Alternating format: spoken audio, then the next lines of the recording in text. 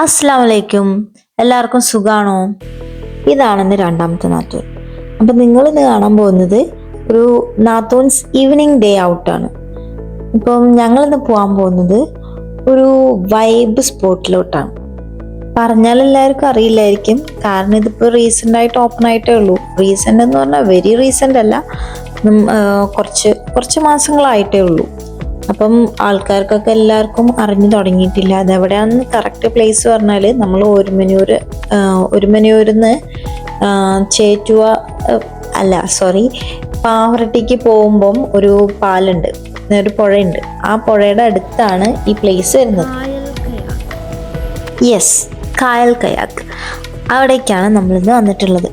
കായൽ കയാക്ക് എന്ന് പറഞ്ഞാൽ ശരിക്കും അടിപൊളിയാണ്. എന്നുവെച്ചാൽ നമ്മൾ ഫ്രണ്ട്സായിട്ട്, ഫാമിലി ആയിട്ട്, കപ്പിൾസായിട്ട് ആരായിട്ട് വേണമെങ്കിലും വന്നിട്ട് ചില്ല് ചെയ്യാൻ പറ്റിയ അടിപൊളി സ്ഥലമാണ്. വൈകുന്നേരത്തോടു കൂടി അവിടെ ഹാപ്പനിങ് പ്ലേസ് ആവും.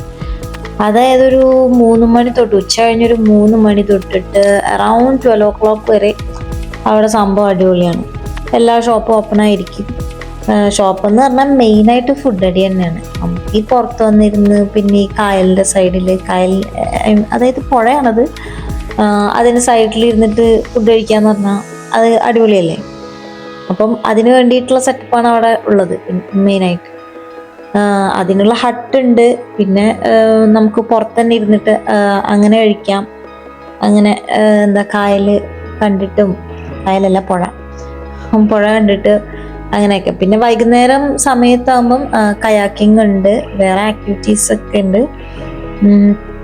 പിന്നെ എല്ലാ സേഫ്റ്റി മെഷേഴ്സോട് കൂടിയാണ്, പ്രിക്കോഷൻസ് എടുത്തിട്ടൊക്കെയാണ് ഒരു കയാക്കിംഗ് ഇതിനൊക്കെ ഇടുന്നത്.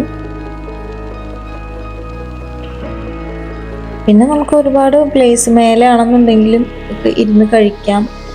പിന്നെ എന്തെങ്കിലും ഗ്യാതറിങ്സ് ഒക്കെ വേണമെന്നുണ്ടെങ്കിൽ, നമ്മളിപ്പം എന്തെങ്കിലും ഇവൻറ്റ്സ് ഒക്കെ അറേഞ്ച് ചെയ്യുകയാണെന്നുണ്ടെങ്കിൽ അതിനുള്ള പ്ലേസ് ഉണ്ട് അവിടെ.